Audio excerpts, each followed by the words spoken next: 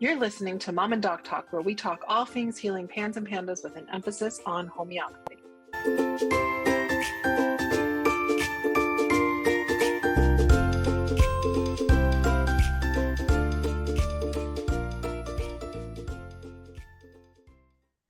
Hi, everybody, and welcome back. We are so excited. As always, we're excited for every single guest, but the ones that truly give Jody and I the most excitement, the biggest heart-filled, can't wait to talk to you guests are the moms. And we are happy to welcome Chrissie Bozeman to chat with us today.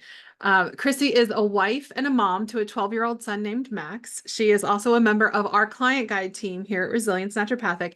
And what brought her to the team was her desire to give back to the PANS and PANDAS community.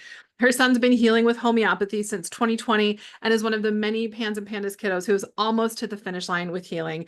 And we're so excited to have you here, Chrissie, because we obviously know you pretty well at this point. And we know that you've got so much insight to offer from the challenges that your family has faced with having some atypical responses to remedies, some of your own healing. And then obviously you've got this superpower insight to everything that the community really needs to hear, because you spend so much of your time giving of yourself and your energy to listen to all of these families. So you know what people really need to hear. So we're just beyond thrilled that you were willing to come into this public space to share even more about your journey. So thank you for joining us.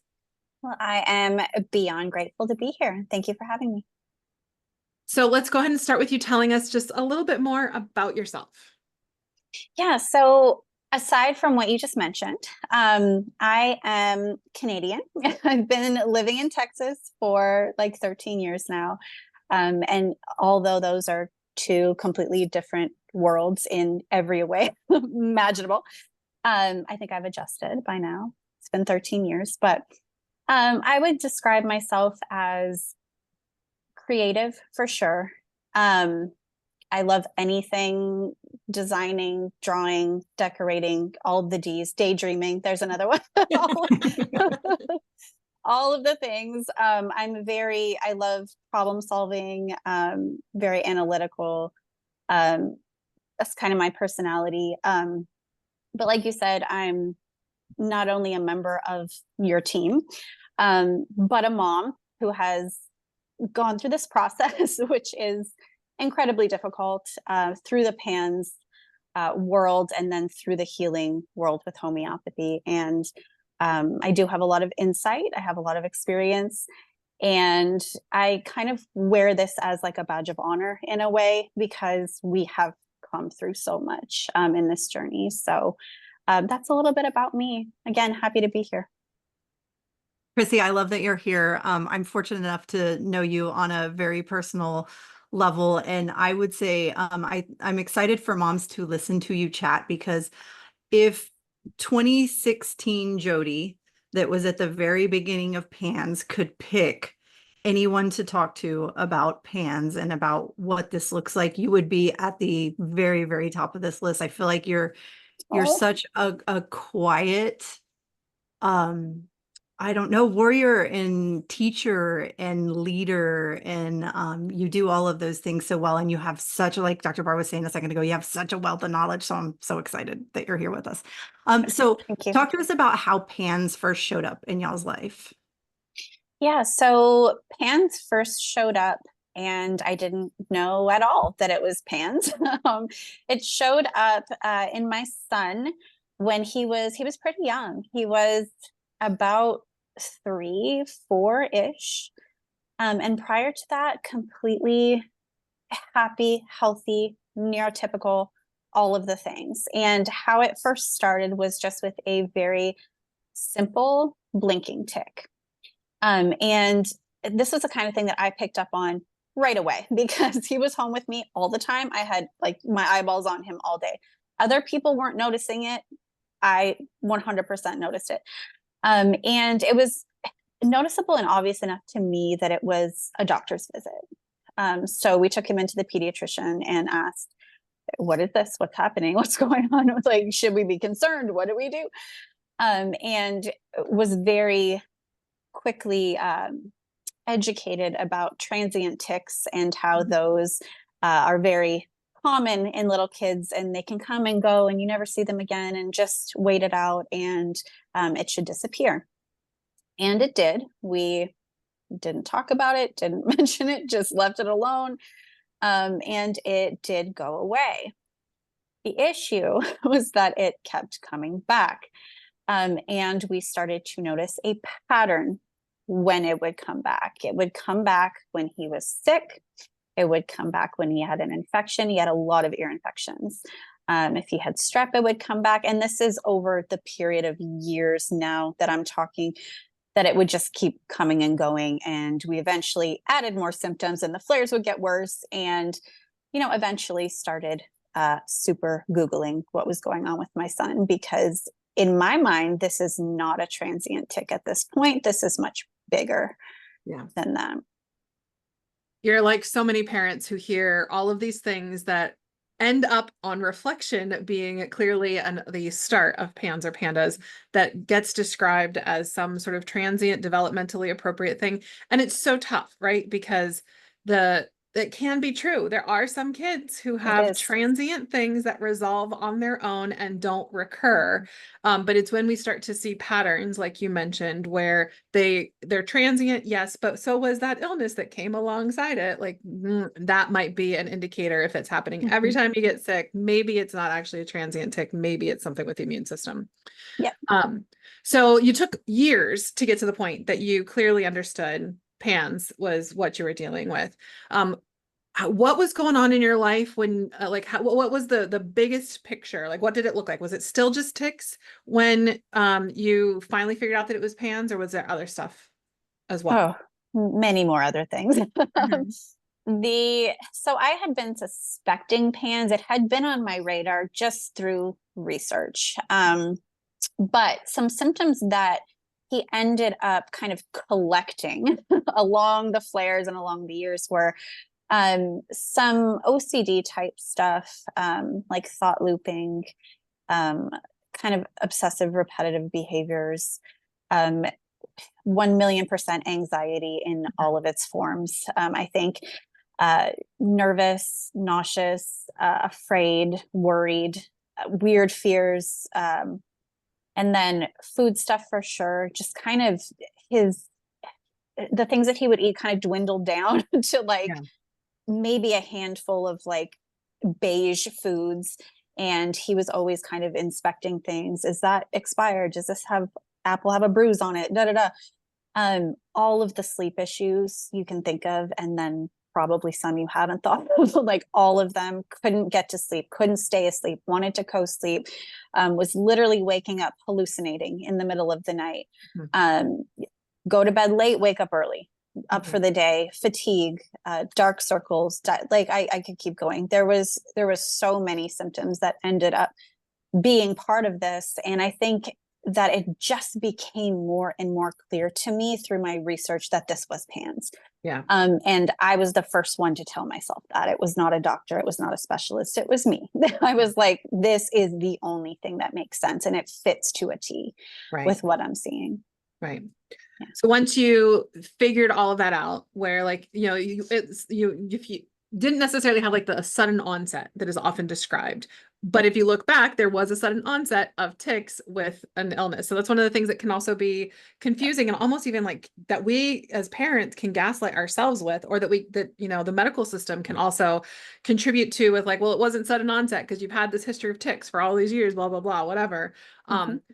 So anyway, just wanted to point that out. But then let's get to the next part, where it's just, you figured it out. This is clearly got to be PANS with everything that you're seeing. It matches everything that you've got going on.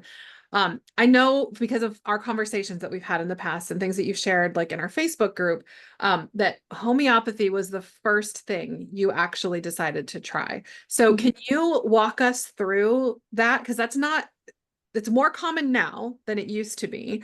But when you were like a pioneer in saying, my kids got PANS, homeopathy is clearly the way I'm going to go. So how did you come to that decision? Especially because homeopathy, as I recall, was not something that like you grew up using. It was like a new way to address health in general with this new condition that you had. Walk us through completely new to me. I had never heard of it in my life. Could not have told you what it was. Um, I think that we had inadvertently been trying antibiotics, not not knowingly, but it's just every time he would have an infection. That was most common. And so the antibiotics would kind of make things better, including his symptoms. So we did that for a while. But it was very clear to me that it wasn't solving a problem. It wasn't a solution. It was very, very temporary, very band-aid-y for us. But when deciding what to do, when I was confident that this was PANS, as we do, there's many options out there. I kind of took a step back, mostly because of fear. I was so scared at half or more of the things out there that people were doing with their kids, the medications, the steroids, the SSRIs, the IVIGs, all of these big gun things I was so afraid of, that I wanted to learn about every option that we had, and is there an option that felt safe, gentle, and was there an option that offered us more than a band-aid, that offered us a way out, is what I was looking for. I wanted to heal his body if that was possible. So I just really dove into a lot of research, and in that, talking to moms.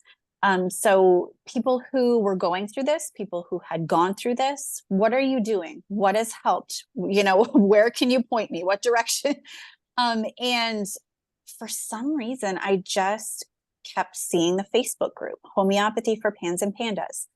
And I didn't know what homeopathy was. So I kept kind of skipping it and not joining. I don't know what this is. I don't understand. And then one day, somebody said something to me about homeopathy. And I was like, light bulb, I've seen that. Where did I see that? And then went back to the Facebook group and joined, and just started learning, started asking questions, started talking to moms in there, and learned a lot. And the things that I was learning aligned with what I was looking for, which was gentle, safe, no side effects, no contraindications, successful people that were going through this process that were coming out the other side. It felt like the right next step. And so, I mean, I was all in at that point. I was like, sign me up. Let's go. So Chrissie, I'm curious if you can tell us, if you recall, because it's been a little while, what the time period was from when you figured out, okay, this has clearly got to be PANS that I'm dealing with, to when you decided to give us a call and get started with homeopathy. Do you remember that gap? So I think it was either 2017 or 2018. And we started homeopathy in 2020. I want to say probably 2018. It was when he got strep, and the flare was so bad that I was like, I have to do something. So there was like a couple of years that you weren't like actively, like you had figured out this is probably PANS, but you weren't actively doing any treatments for it. Is that accurate? Correct. But I have to add into this that he was not in a flare the whole time. Right. Right. For him, his flares would come about, and it would be terrible and bad, and I would be freaking out, and then it would subside. And it was almost like I wanted to forget that even happened. And he would go kind of long periods in between his flares too, months and months in between a flare. And so it was 2018 when I said something needs to be done. It was his 2020 flare that made me do it. Because two different flares, very bad flares. And so that's kind of a timeline there. Okay. Well, and the reason I asked this is because as you're like teasing all this stuff out, I was like, wait a minute, like 3 to 4 is when all of this started. And then like you figure this out, and Long then like process. and what you're describing, just so everybody who's listening is clear, that can happen where you have like bad flares and long periods of time between them, especially if somebody's not getting sick very often or has an otherwise relatively healthy immune system. And so we see that, we tend to see that like a flare happens and then you get back to baseline and then you have another flare and that flare is probably a little bit worse than the time before. And then you get back to baseline, maybe not quite as good as before, but not terrible. And so I was curious how you had like the emotional capacity to create space to figure out what you wanted to do instead of going into panic mode and just throwing everything at it. But it sounds to me that maybe there was a little bit of like dissociation, like, oh, this is terrible, but now it's bad and I'm gone and I'm not even thinking about that anymore. It's gone. It's never going to happen again. Is Oh yeah, that is that part of it? 100%. Okay. 100%. Oh yes. All of the things, Okay. all of the things. Yes. So when it got to that bad strep flare in 2020, when you're like, okay, I can't ignore this anymore. I have to do something. Was there space that you needed to give yourself to make the decision about what was next? And if so, like, how did you manage the emotions that were for sure there in that space? Yeah, at that point in time, I was kind of between homeopathy and like the functional route. Okay. But again, I felt better in the homeopathy space because of the success stories that I was hearing that I just wasn't hearing over here. I was hearing in the functional space more of this helped us, not this healed us. And so it was between those, and I was really sitting with it. I did a lot of praying. Wouldn't even call it praying. I would call it begging, like, please point me in the right direction. I will do the work. I will walk through the door. I just don't want to go through the wrong door. And it's just like every door closed except for homeopathy. And I was like, okay, here we go. So you'd already done the work to sort of narrow it down. So you were Yeah, it was on my radar. Absolutely. Okay. It was on my radar. I just did what you said and completely detached myself and said, maybe this won't happen again. And when it did, I was more ready to go. Okay. Chrissie, honest mom opinion here. What did you think about homeopathy when you guys first got started? I thought a lot of good things about it. And then I had a little bit of skepticism, which I think now, knowing what I know, I think it's healthy to have a little bit of skepticism in anything that you are starting and doing and trying.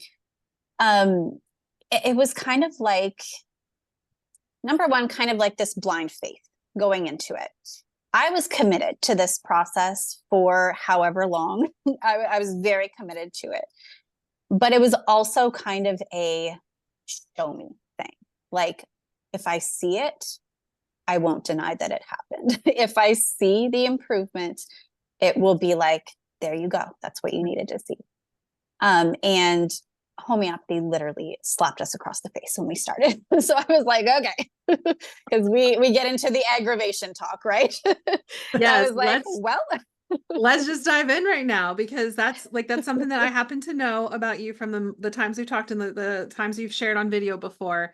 Let's just talk about your healing journey overall, and let's start with that big slap that you got, because your son was an aggravator and he was a long aggravator. So tell us about that experience and how you figured it out. Yeah. Everything big with this kiddo. He does everything big. So we figured it out 3 hours after his first dose. So first dose went in the mouth. 3 hours later, his tics were very elevated from where they were pre-dose. All the other symptoms were the same. Nothing else was different. Nothing else I wasn't noticing, but his tics they weren't worse than I've seen them before, but they were like level high. Is what I would say, high level. And so I was like, is this what I think it is?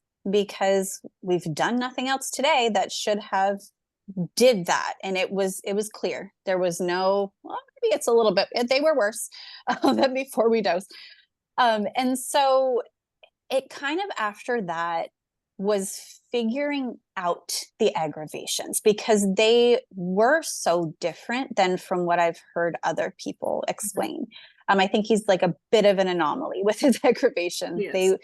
They were very long. So instead of like a couple hours to a couple days, I mean, we were 5 days in, solidly still elevated with his symptoms. And then from there, I just kind of noticed them getting a little bit better, a little bit better. And then by day like 8 or so, we were in a wonderful place. But the silver lining to that was he would respond for long periods of time. So it was like this big aggravation, but then it was like sometimes weeks, even early on, where he was doing really well. Like the tics would go way down and he wasn't as anxious and he wasn't having panic attacks. And maybe it was a little bit easier to get him to sleep that night. And I just noticed the improvement along with it. So then it became this figuring out dosing and how much to dose and when to dose. And he was very finicky with that, and very much a less is more guy when it comes to dosing. So it was clear, and like I said, felt like a big old slap across, like, here's homeopathy, and just a lot of figuring it out and pivoting in the beginning, but was undeniable to me that homeopathy was doing something. Yeah. Chrissie, how do you, I'm sure you've been through, this period of time where you've learned how to manage these aggravations. And this is something that moms, frequently ask about, the actual management of them. What did you learn? How do you manage them now? Yeah, so he really doesn't aggravate now. Like he might, it's not like before. Um, and I think that again, it just took a lot of figuring it out with his dosing and the schedule we were dosing and all of that. And we kind of landed at a dose that I feel like is like his dose. That's how he doses now. We do not stray. Which is like a dilution dose, and he gets like a drop or like a lick, Just a really small amount. a really small amount. Yeah. And so, before, when we were more in the beginning stages, this looked like a little blip of an aggravation. So much shorter, much less, a couple days, and then we're into our improvement. Nowadays, it just kind of looks like improvement. Awesome. So for the most part, I mean, everything's weird in the second half of healing, but but it just, everything became less. And I don't know if that's because his body got stronger and just less sensitive to all of this stuff. But I mean, it took us a minute to get there. And as far as managing aggravations, for me, there was really no managing them. It was just, we just get through it. Yeah. Because mostly it would be his tics, or he would get really, really hyper. It wasn't a dangerous symptom that, that was elevating or anything like that. So we just managed through it. I'm so glad to hear that you were able to figure out how to minimize or completely eliminate, in most cases, the aggravation. There's some people, Jody, looking at you, who The lucky one. His families can't manage to like get the positive response without a little bit of aggravation. So especially considering that he was such a long aggravator, I'm really glad to hear that you're able to figure that out. Would you mind sharing us a little bit more about what your journey with him and healing with homeopathy has been like? Yeah. No, it's been very everything you said it would be. 2 to 3 steps forward, 1 step back. Still having flares for a period of time, but each flare just being slightly better until we got to the point where there was no flares. Some of his symptoms started dropping away immediately. So when we talk about a symptom that's complex, like anxiety, there was parts of his anxiety that really have been gone since we started. So panic attacks is one of them. I don't think he's had a panic attack since we started. But he still had his fears at night. And it was just, so some symptoms really started to shift. Other symptoms were very baby step. So when we talk about something like sleep, just something where each month, tiny bit better, each month, tiny bit better, regression, and then make a change. And next month, a little bit better.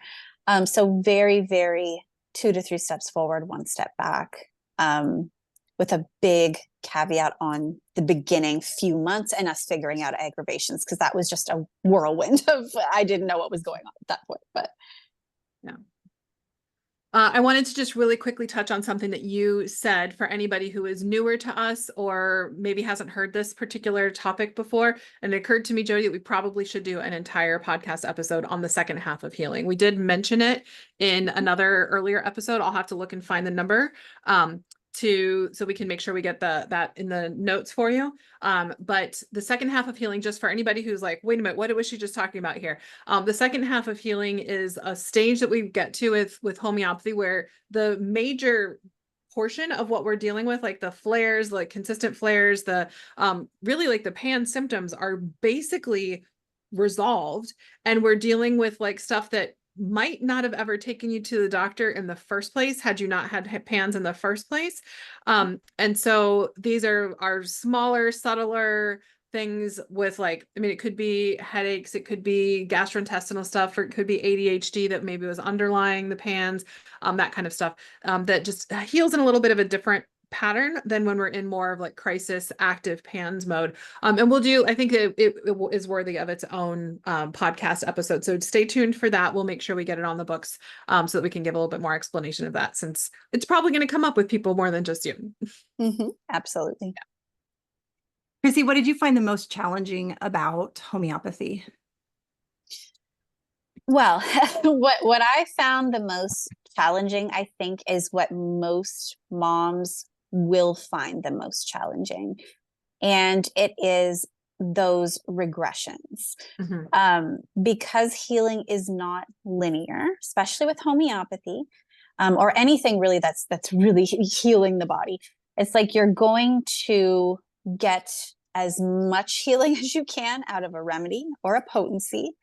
And then the body's going to eventually stop responding to it. And you're going to need to pivot in a different direction. And those moments can look like a backslide or a backstep. And I think for most people, I mean, we don't like to see our kids struggle. That's just period. Nobody wants to see their kids struggle.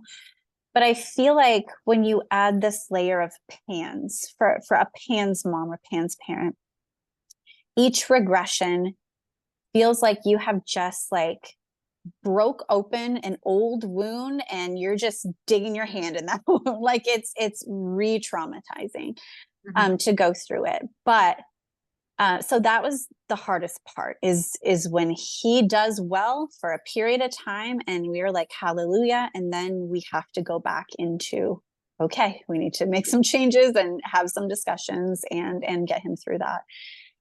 The silver lining again here is that each step back is a different place. It's not a step back to the beginning. It's like each step back is like, oh, I mean, this is not as bad as it was in the past. So it's again reaffirming and showing that progression of healing that has taken place. And I now logically know that it's still hard. Yeah.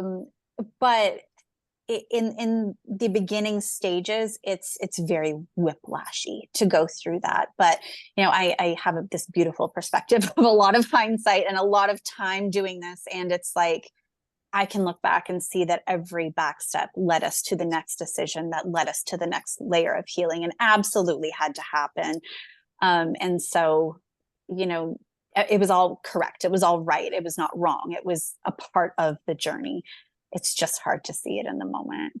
Yeah. Yeah. Chrissie, I love that you mentioned all of that because just as I was asking that question, I pause and think like, this is the part right here. This is where it's the hardest for us as moms.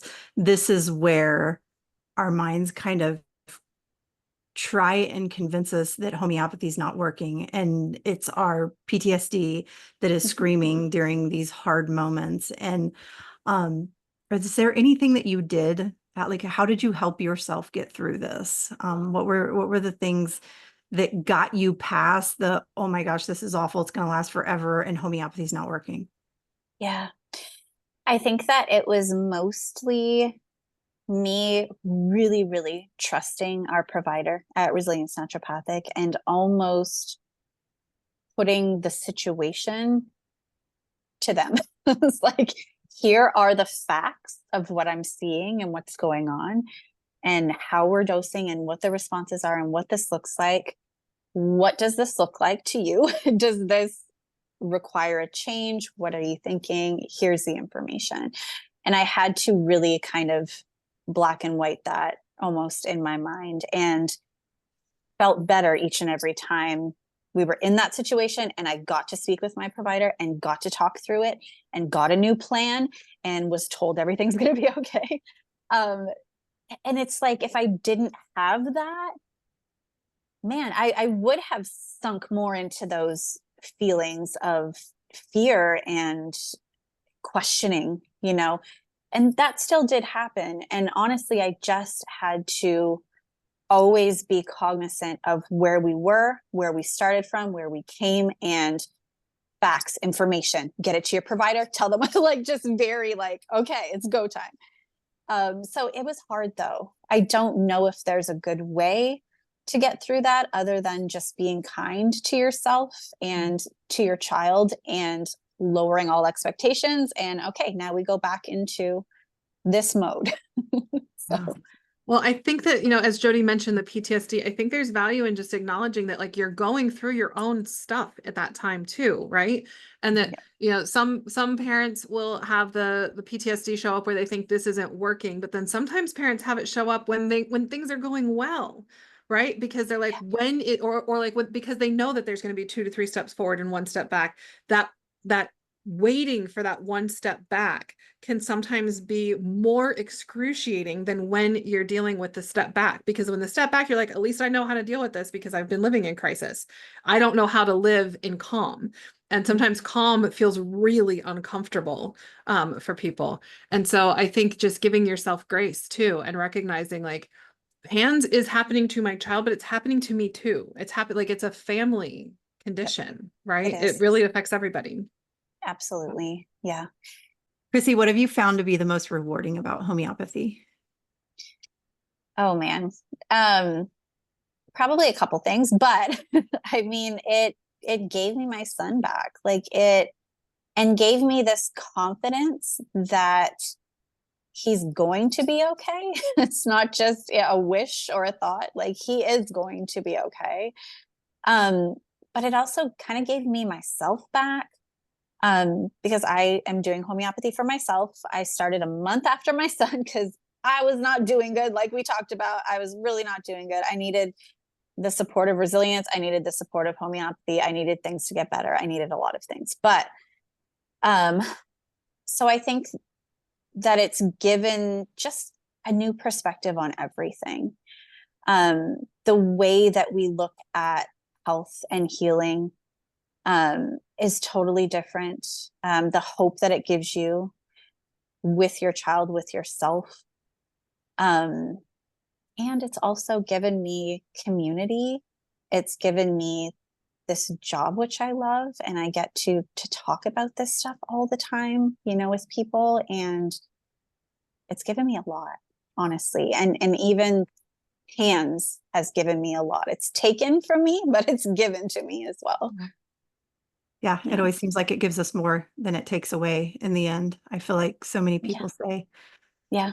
If you could go back in time and talk to yourself the day before Max's intake appointment with the knowledge that you have now, what would you tell yourself? That it's going to be okay. It's going to be okay. It's going to be hard, but it's going to be okay. You can absolutely do this. I think a lot of us come into homeopathy thinking that it's going to be super complicated. And at times it can be confusing, but you can absolutely do this. Homeopathy is forgiving, as long as you're doing your best, it's going to do its best. So I was freaked out that I would do this wrong or not good enough. And lo and behold, here we are. So it's going to be okay. You're going to do this. You're going to be a rock star at this, and your child's going to be okay. I love that you said that homeopathy is forgiving, because that's one of the things that my mentor and teacher, and that taught so many of the people on our team here at Resilience Naturopathic, used to say all the time that homeopathy is pretty forgiving. And I think it's lovely that you say that, because it it helps all of us, the providers and the parents, recognize that you don't have to be perfect. You got to do your best. And like you said, if you do your best, homeopathy will do its best, and it works together in this really great like synchronicity, or symbiosis, I guess. So you mentioned just a few minutes ago about getting started with homeopathy for yourself pretty early on. I would love to hear about your experience in healing, because I know it's been different than your son's. Oh, yes. Yeah. So it's been different.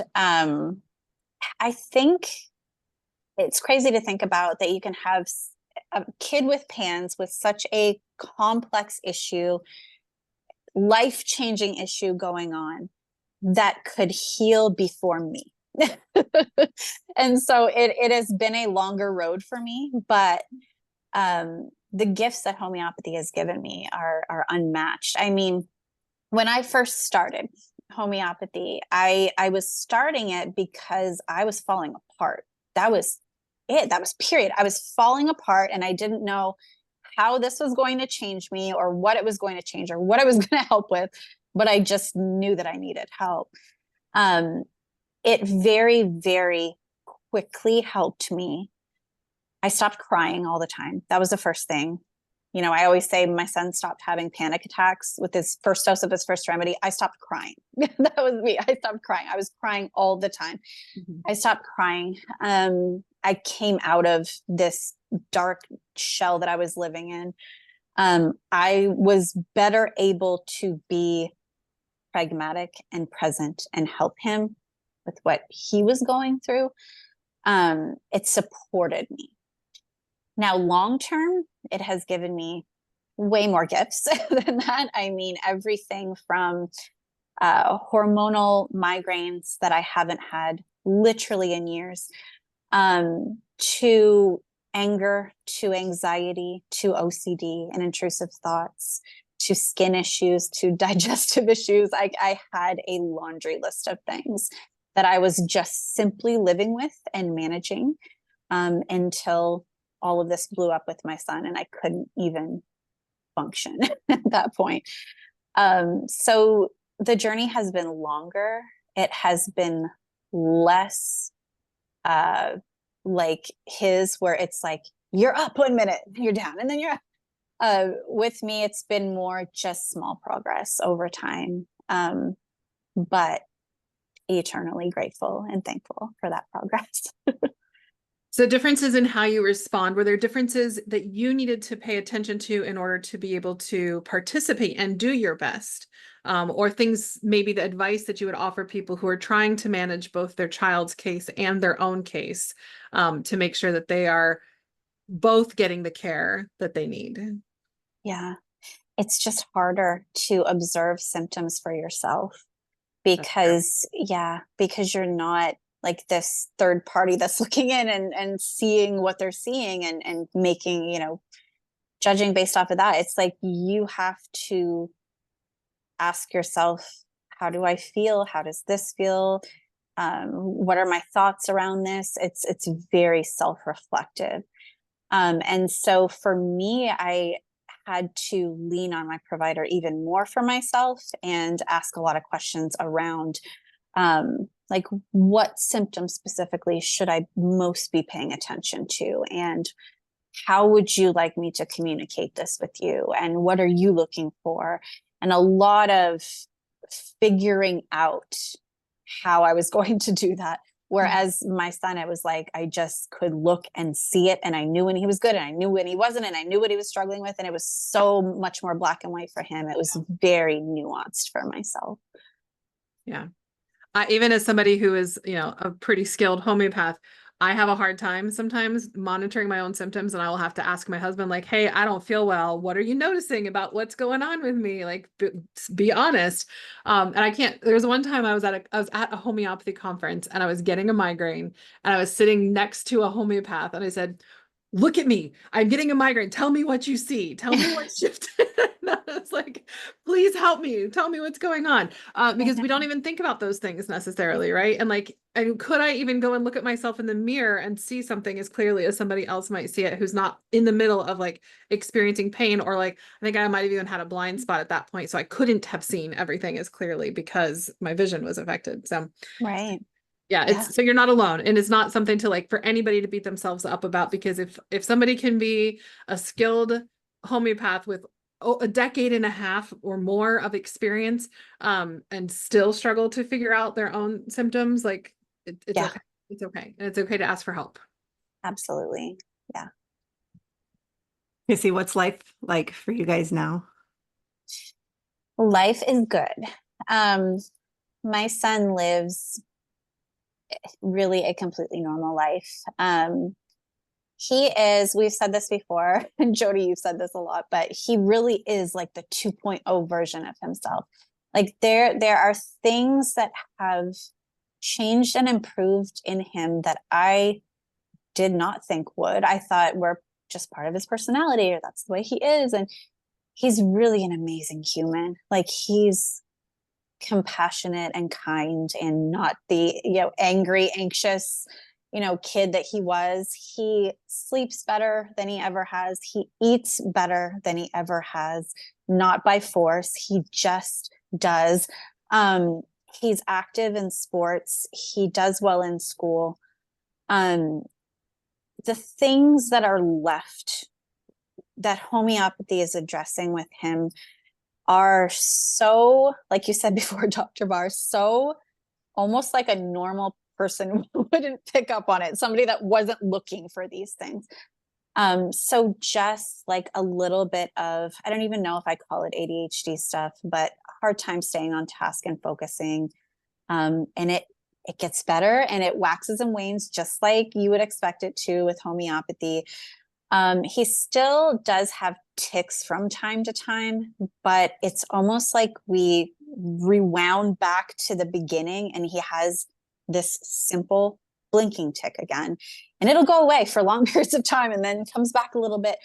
But it's not, because his tics had developed into more. They were blinking, they were a weird facial movement, they were vocal tics, they had gotten more complex. Mm-hmm. Yes.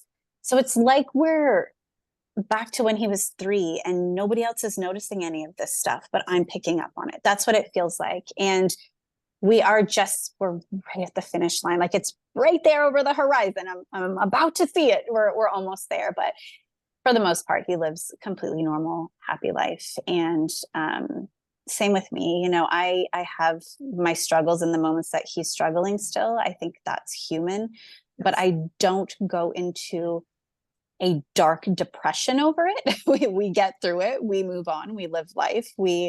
I'm better with the ups and downs. So yeah, I mean, we are thriving. We are. That's awesome. As a client guide who spends all day talking to families, what advice would you offer to anyone that is listening? It's going to be okay. I think that it feels like a lot when you're going through it. It almost feels like a hole that you are not going to be able to dig yourself out of.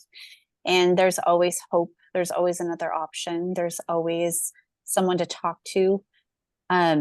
Of course, I'm going to suggest homeopathy as an option, because why not? Why not try? Why not see if this could be, again, it's so safe and gentle in all of the things.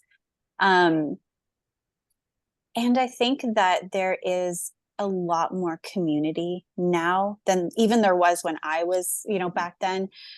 There's always a Facebook group, some sort of a community that you can find, talk to people, talk to moms, lean on people. There is lots of people out there, willing to help.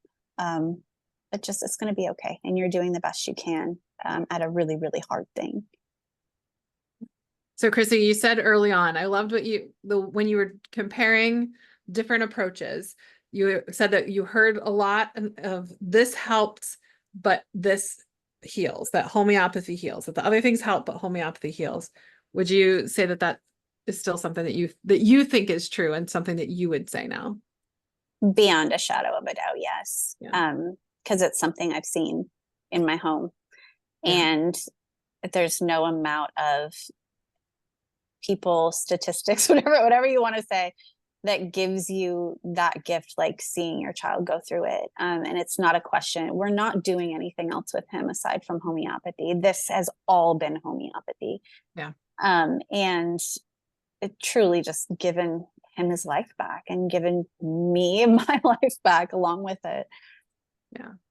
No, I'm with you there too. Like I'm still a skeptic, and I think that skepticism is beneficial. And even my mentor at one point said that you should always be amazed by what homeopathy can do. And that like, Ooh, I no like matter that. how many years you've been practicing, no matter how many years you've been using it. And that's true. Like I am still amazed at the victories that people are sharing, the things that their kids are going on to do, the ways that things are turning around for people. It's remarkable. The additional things, because a lot of people will use homeopathy, they get into that second half and something else, that something separate from PANDAS either appears or shows back up again or whatever it happens to be.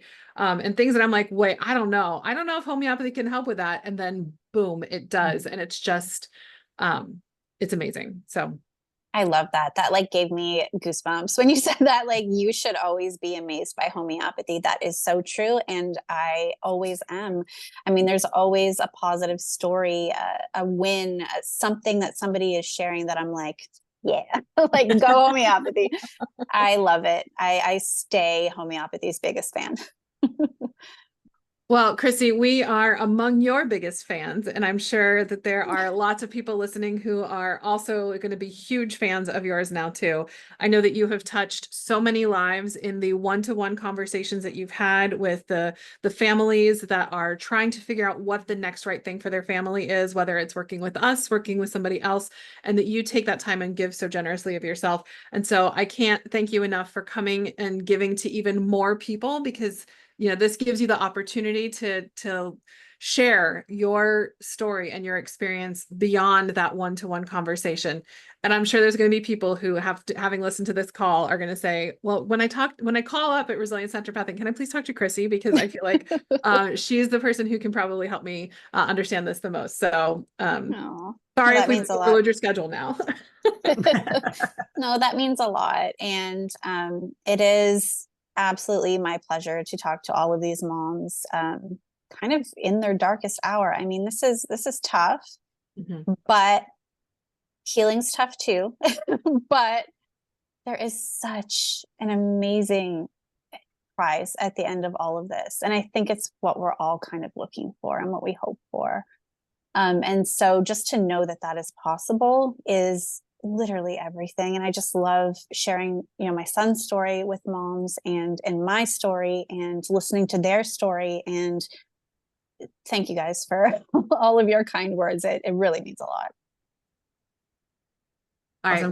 Well, Thank you so much. I was going to add a little bit, and you kind of just said it. This isn't just Max's story, it's your story. I think one of the coolest things for me is getting to watch moms go through their own recovery from PANS, and being as close as I am with you, I've been able to watch you just grow so much and just step into your confidence and just kind of blossom from a very wilted, sad state, just blossom into what life looks like after PANS for you. So again, thank you for joining us and always sharing Max's story and your story as well. Thank you, Jody. We'll wrap here with the final one more thanks for you for being the light, for sticking around and being willing to share your story openly and vulnerably, and for like being one of the parents who you could put this behind you. You could turn around and walk away and say, and like you used to do, and just say like, nope, that's in the past. I'm not going to deal with that again. And instead you're here showing up again and again and again for everybody. So thank you. Yeah. Eternally. Of course. Thank you. And I will continue to do that. Thank you for giving me the platform and the ability to do that. I appreciate you too. All right, guys, take care. Bye. We hope you found this episode helpful, hopeful, and inspiring. We try to get a new episode out every week. You can make sure you don't miss any by following us on Spotify or subscribing to our channel on YouTube. If you want to connect with us more, join our Facebook group, Homeopathy for Pans and Pandas, where we have exclusive weekly videos and answer your questions about, you guessed it, homeopathy for pans and pandas throughout the week. If you are already a member, give us a shout out and let us know what you thought about this episode. If you aren't on Facebook and would like to reach us, you can email us at podcast@resiliencенaturopathic.com. Until next time, take care and remember, this won't be forever.